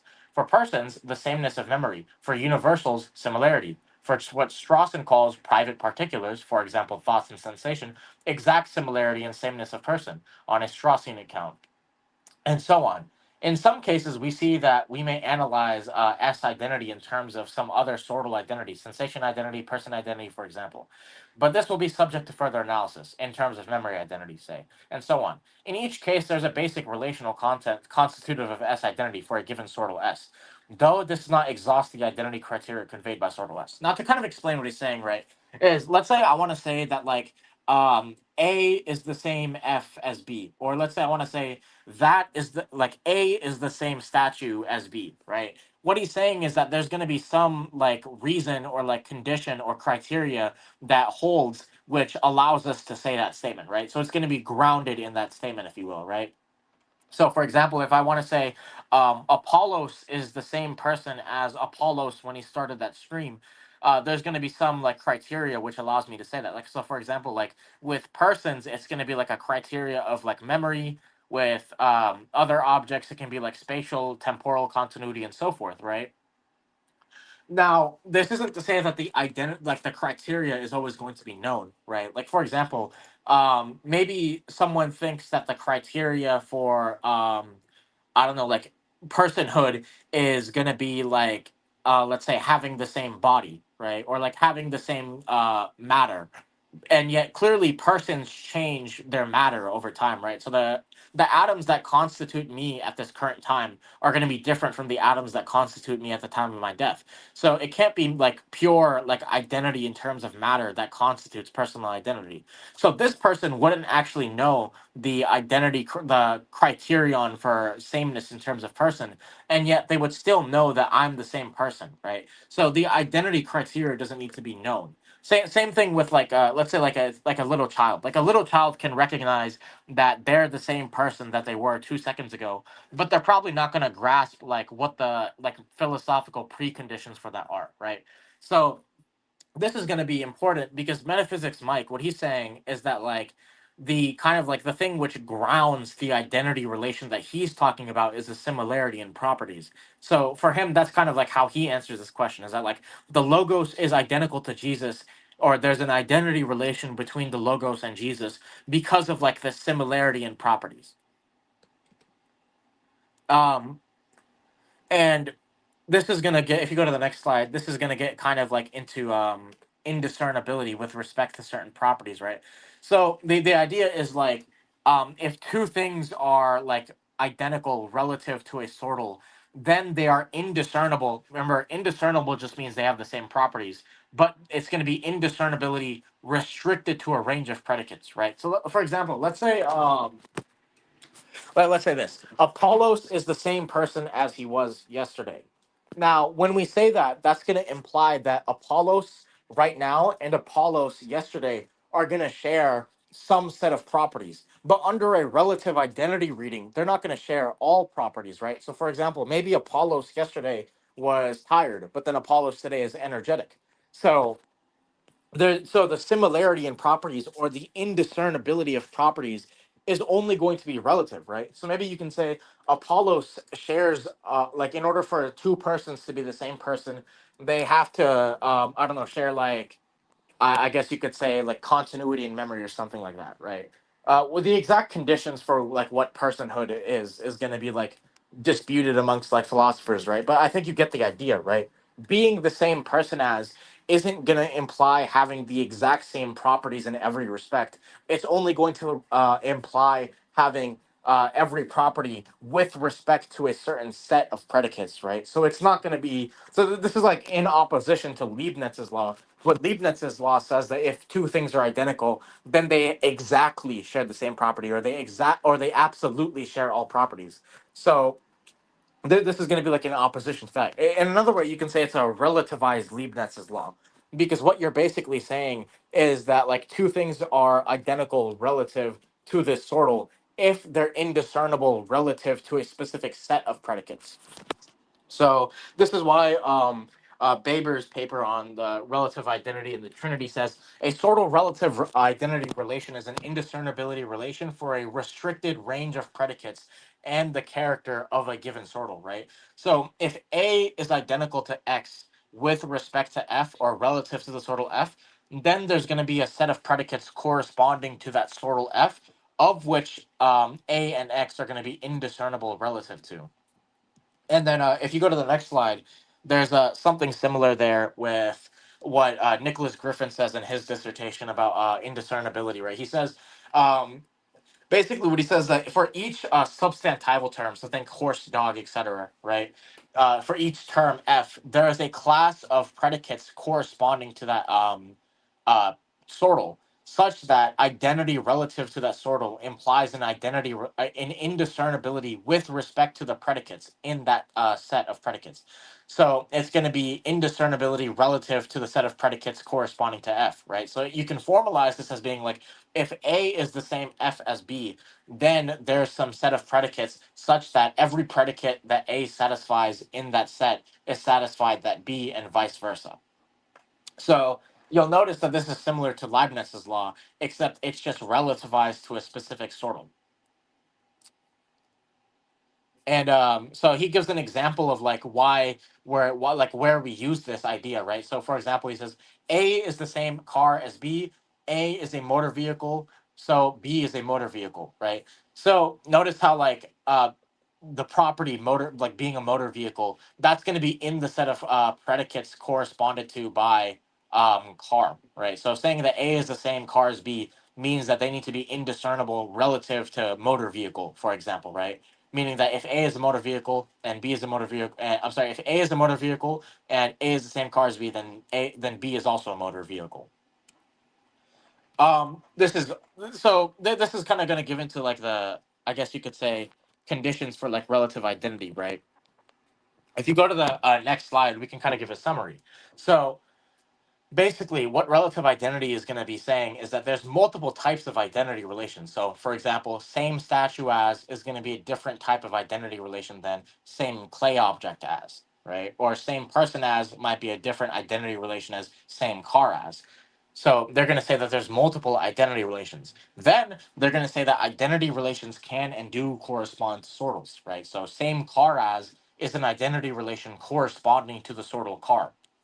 Then they're going to say three, objects can bear some identity relations with respect to each other without bearing all identity relations with respect to each other, right? So for example, there's same person as, but not same God. Or like, for example, there's the father is the same God as the son, but not the same person as the son, right? Or in the example of the clay, the object is the same clay, but it's not the same statue. But then they can say objects can be identical to each other relative to one sortal whilst being distinct relative to a different sortal. This can and does occur even when said objects are predicated by both count nouns, meaning that like if let's say the statue of David and Goliath, both of them are statues and both of the objects are like composed of clay, right? And yet even though they're the same clay, they're not going to be the same statue, right? Then five, he says, if an identity relation holds between two things, then those two things are indiscernible relative to some set of predicates, but not necessarily every predicate, right? So Leibniz's law, except we've relativized it. Specifically, if identity is sortal relative, then the two relata in an identity relation are indiscernible with respect to the class of predicates corresponding to that sortal, right? Relata is just going to be the things being related. So if you're saying that like X is identical to Y, the identity relation is going to be like predicated over X and Y. Then six, one of them is going to be an identity relation does not require Leibniz's law. So, I mean, we've already gone over that. And then seven, we can and do count by relative identity. Now, this is where Mike's blunder really comes in. If you go to the next slide, you'll kind of see this. Basically, remember what Mike says is that Jesus is identical to the Logos in some sense. In other words, there is an identity relation that holds between Jesus and the Logos.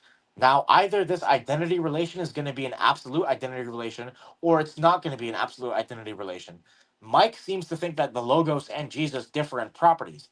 One is eternal, impersonal, and the wisdom of God, while the other is a personal, human, temporal, and created Messiah. So, if Mike accepts absolute identity, then that's going to be like an issue, right? Because like, how can these two things differ in properties if they're indiscernible, right? That's not going to work. So, this is important, right? If the identity relation that holds between Jesus and the Logos isn't one of absolute identity, then it's going to be a different identity relation. At which point, Mike is going to be conceding that there's multiple identity relations because Mike accepts absolute identity exists, but now he's introduced the second identity relation that exists between Jesus and the Logos. So he's conceding to the first point of relative identity.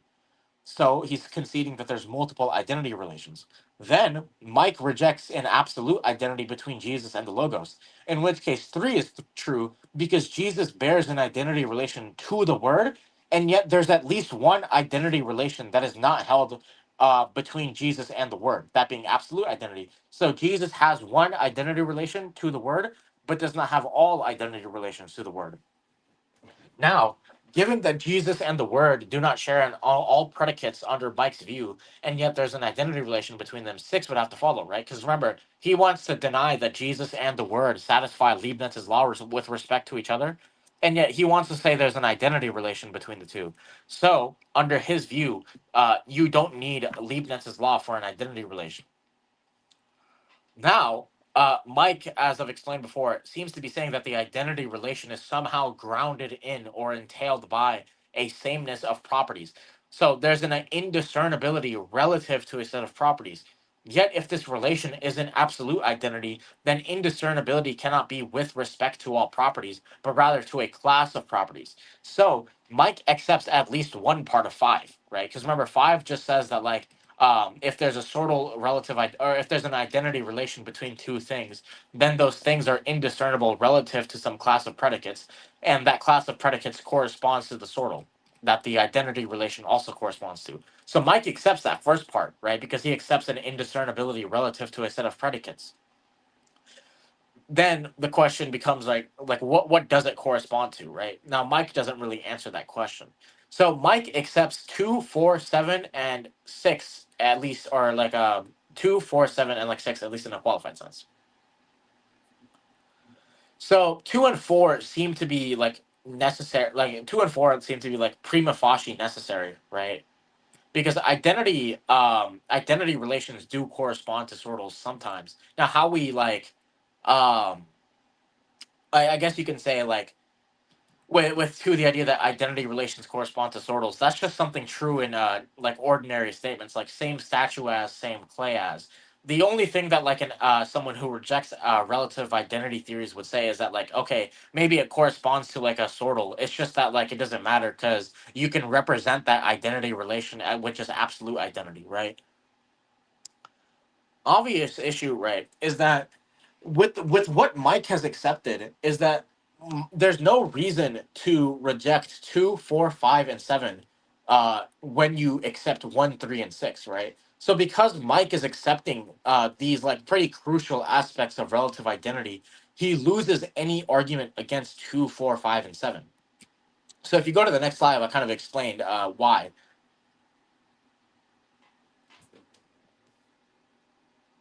Oh.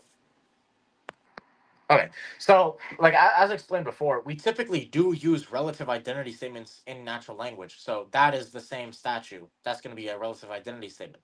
Now that's going to require explanation. And the way that like relative identity proponents would explain this has already been explained. It's relative to a sortal.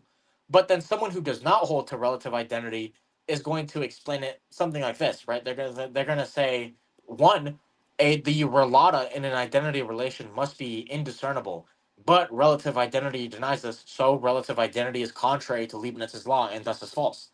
2, all identity statements, including statements such as John is the same man as Mark, are reducible to and or explained by absolute identity statements.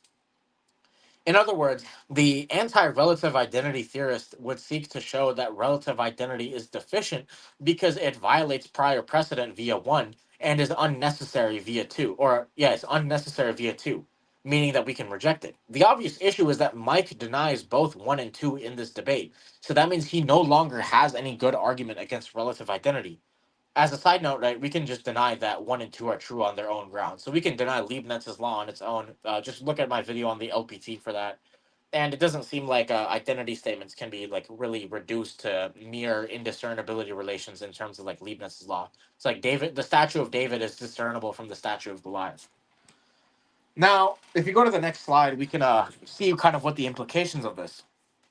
So, given what Mike has said, saying that the term is corresponds to absolute identity or predication is a false dichotomy, and that's important because when Mike runs the logical problem of the Trinity, that requires that the is in that statement can only refer to the fault, like that is can only refer to like an is of identity or is of predication.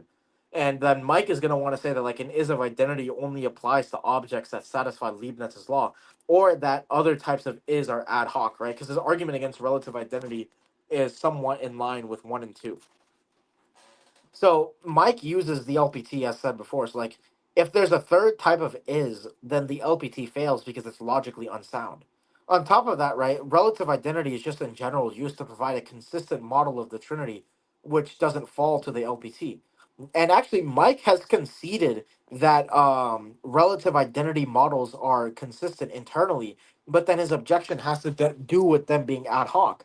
But the obvious issue is that Mike's own interpretation of John 1:1 requires like basically the same thing, right? So if you're arguing that relative identity is ad hoc, then by that same argument, his interpretation of John 1:1 and how he identifies Jesus as the Word is going to be like ad hoc as well. So this gives a dilemma. Either Jesus is identical to the Logos in terms of absolute identity, or he's not.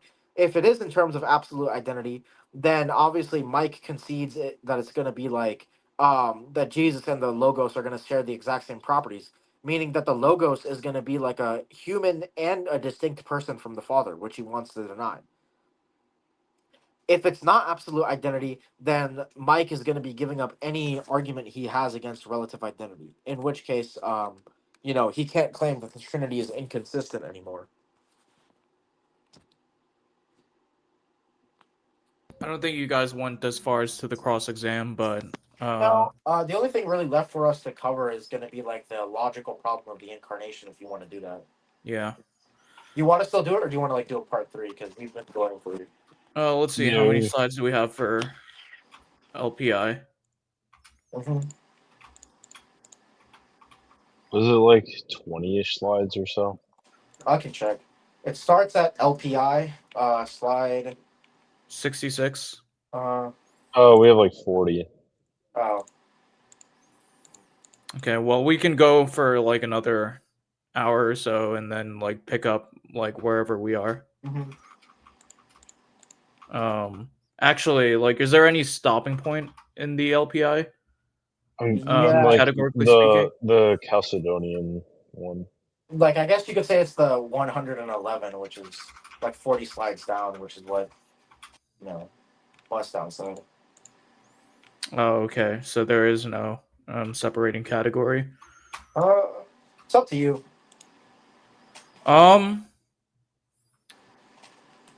Let's see. Right now. To do a part 3 or to not do a part 3. I don't know. If we do a part 3, do you think we would have a different set of people? I don't know. It would probably just be me, you, me, and Roy. I could also get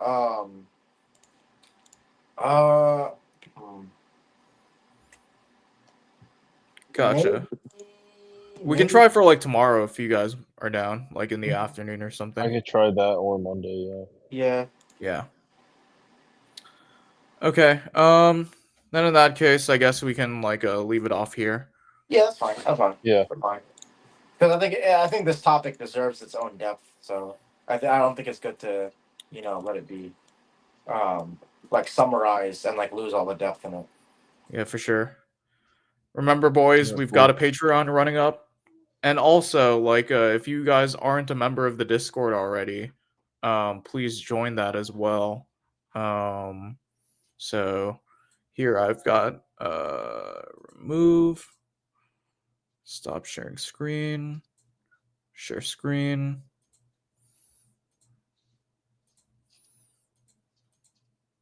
So I've got the Discord server over here. We've got several. Than Christopoulos is here, by the way. So there's that. You might be able to catch him. You might not be. But yeah, we have several topics on the forums that we can talk about. Some hobbies like video games. There's a Minecraft server that I started. And that's basically that. And is there any final words you guys wanted to share before we head out? Yeah, just thanks for having us on. I think thanks for having us on. Yeah, I think this is a good thing to cover, because a lot of people bring up these objections, so covering them in depth is going to be good. Yeah, for sure. I'm sorry I didn't have a lot of gas for today. Like, no, you're good. Yeah. Koopa says, thanks, Apollos. I've enjoyed these streams with you and Imago Logos. Thanks. Yeah. Happy to have you watching. Hop back on MC Chuds. Yeah, for sure. All right. We'll see you all in the next one. Mm-hmm. You made it to the end of this video. If you enjoyed it, please consider becoming a Patreon member for Apollos Christian Apologetics. Your partnership helps with creating original Christian apologetics research, gets you exclusive access to videos, and more. Want to catch me personally online? Well, feel free to join our Discord server. But in any case, Christianity is true, apologetics is base. This is your boy Apollo signing out. Peace.